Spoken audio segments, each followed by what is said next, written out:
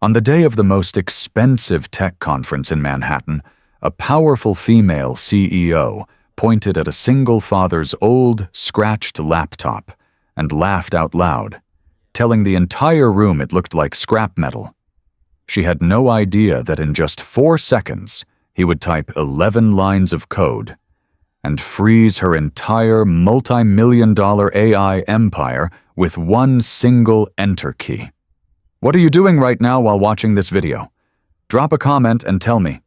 And be honest, if you were Alden in that moment, would you have stayed calm like he did? The Meridian Tech Summit did not advertise itself as a place where people like Alden were welcome. It announced this quietly, in the weight of the lanyards, the thread count of the tablecloths, the way the catering staff moved through the crowd with the precision of people briefed on which conversations to interrupt and which to protect. The venue was a converted glass tower on the west side of Midtown, and every surface in it reflected money back at you. Alden had arrived by subway.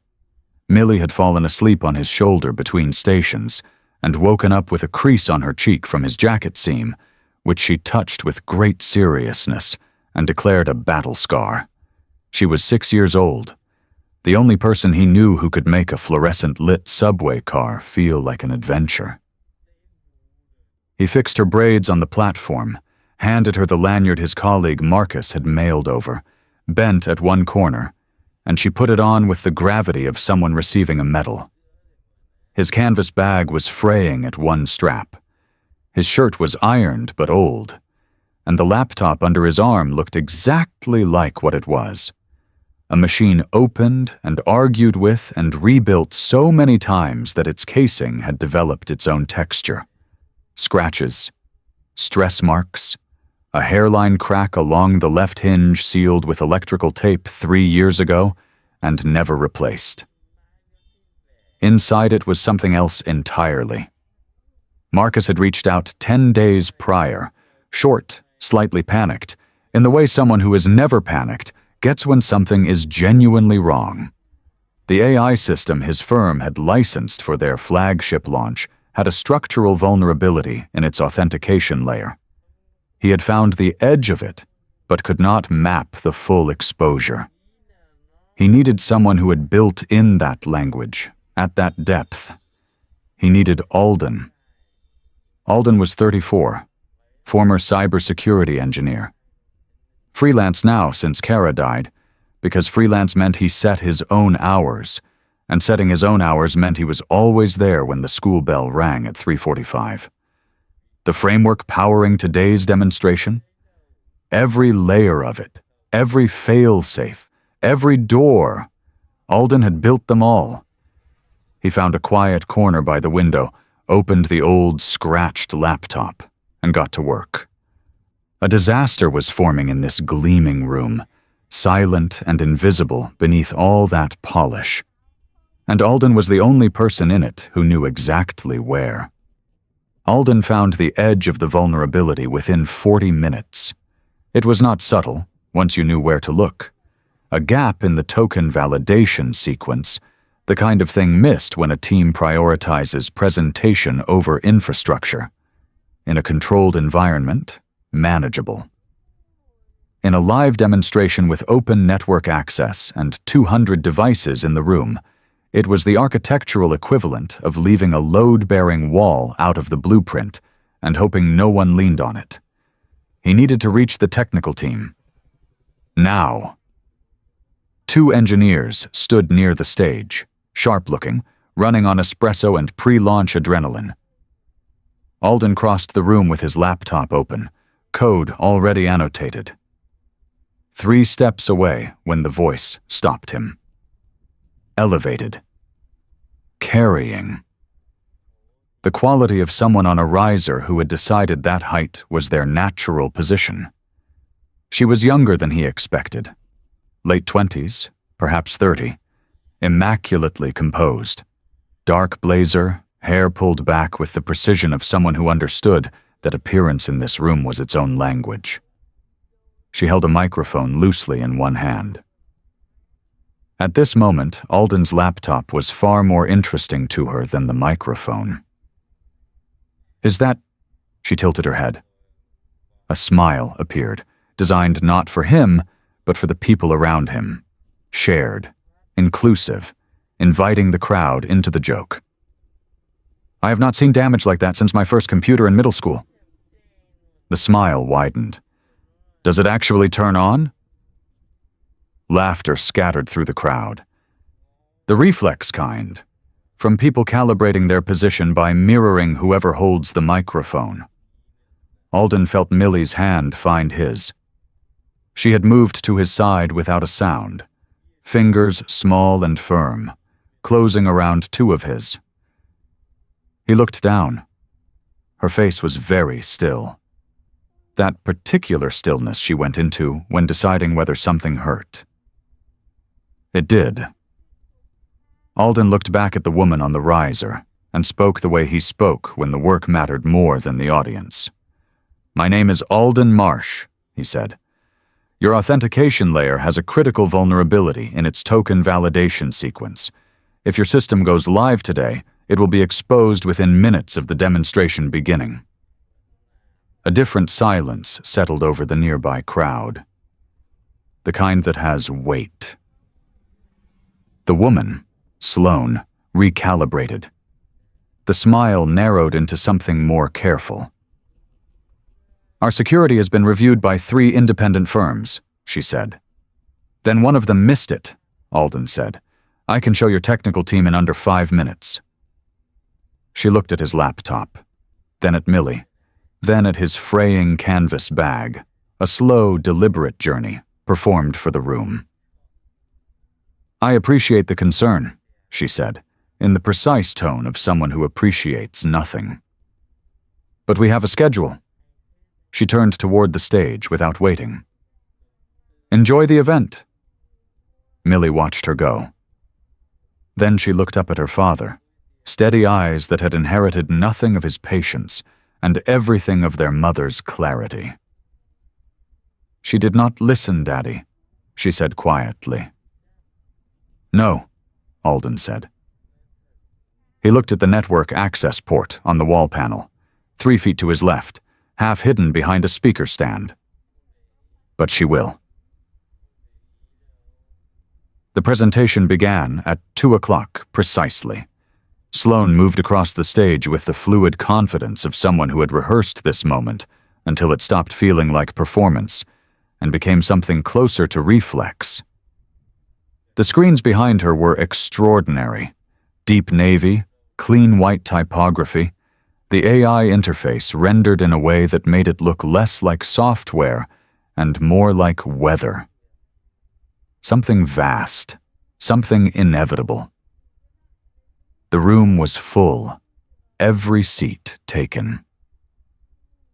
Standing space along the back wall claimed by journalists and investors who wanted to be present for what the event materials called, in 3 separate places, a turning point. Alden stood near the left wall with Millie and watched the network indicators on his screen. The vulnerability was not waiting. It was active.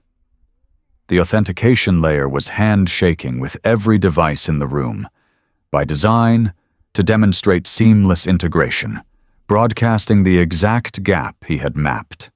Open, readable. A door left wide in a room full of strangers. Not a question of whether someone would walk through it. A question of seconds. 4 minutes, perhaps 5, before the live integration phase began. It had to happen now. Alden looked at Millie. "Stay right here," he said. "Do not move from this spot." She looked up at him, read something in his face, nodded once, not the casual nod of a child agreeing to something minor, but the deliberate nod of someone who understands that this is the moment the whole morning has been building toward. Alden crossed to the wall panel. The network access port was half hidden behind a speaker stand, exactly where he had clocked it 40 minutes ago. He plugged in, opened the terminal, and then he stopped thinking about the room, about Sloane on the stage, about the 200 people in their seats and the cameras along the back wall. He thought only about the architecture. His architecture. Every layer he had built. Every door he had placed and every lock designed to go with it. He knew this system the way you know a building you constructed yourself, not from blueprints, but from the inside, from memory. His fingers moved. 11 lines, not an attack, not a demonstration of force, a surgical intervention, a deadbolt dropped precisely into the gap, sealing the exposure, flagging the vulnerability in the system log with full documentation so the technical team would know exactly what they were looking at. Clean. Precise. 4 seconds. He pressed enter. 1 full second of silence. Then every screen in the room went red. Not with noise, not with alarm. With the quiet, total authority of a system encountering something it cannot override. The deep navy gone, the elegant interface erased, replaced by a single line of white text on a field of red.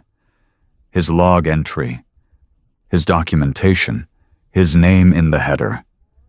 The room did not gasp. It went something quieter than a gasp, a collective stillness, the sound of 200 people simultaneously forgetting to breathe. On the stage, Sloane turned, stared at the screens behind her. Then, slowly, she looked out across the silent room and found him. Security reached Alden first. 2 of them. Earpieces, dark jackets, the practiced neutrality of people paid to move bodies from point to point without creating scenes. They appeared at his shoulders within 30 seconds of the screens going red. "Sir, we need you to come with us." Alden did not move. "Daddy." Millie's voice, exactly where he had told her to stay. Small, steady. "It is all right," he said. To her, not to them. Sloane had descended from the stage and was crossing the floor. Fast, controlled, the walk of someone spending anger efficiently. The crowd parted without being asked. She stopped 2 feet away. "You just shut down a live demonstration in front of every major investor in the Northeast," she said. Her voice was very quiet. The quiet of something under enormous pressure. "I closed a gap that would have exposed your entire user authentication database within 4 minutes of the integration phase beginning," Alden said. "Every credential, every access token, readable by anyone in this room with the right query structure." He held her gaze. "The timeline is documented in the log currently on every screen behind you." She did not look at the screens. "You could have come to me." "I tried," he said. A silence. Then, from near the center of the audience, a voice. Unhurried, carrying the authority of someone who has never needed volume to command a room. "Miss Hargrove." Heads turned. He was older, 70s perhaps, in a suit that had not changed style in 3 decades and did not need to. He rose slowly and with complete certainty. Edmund Farrow, 40 years in infrastructure investment. The kind of tenure that meant he had funded things now running beneath the surface of technology everyone used every day. "I believe you may want to know who you are speaking to." "I know exactly who I am speaking to," Sloane said. "Someone who just sabotaged—" "The framework," Farrow said, patient as a document being read aloud, "that your entire system is built on. The core authentication architecture licensed by your firm 3 years ago from an independent contractor." He looked at Alden, with recognition, with something almost like relief. "Written by Alden Marsh." The ripple moved outward from those words. Table by table, face by face. 200 people recalibrating at once. Journalists along the back wall were already typing. Sloane's expression moved through several stages.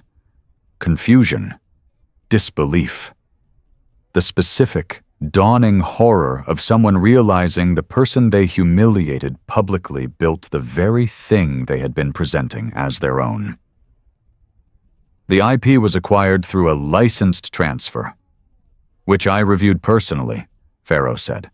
The originating framework filed in 2019. The contractor's name is on every page. He looked at her steadily. You have been presenting his work today, in front of his face. The silence changed. No longer shock, something heavier, something with edges. Sloane looked at Alden for a long moment.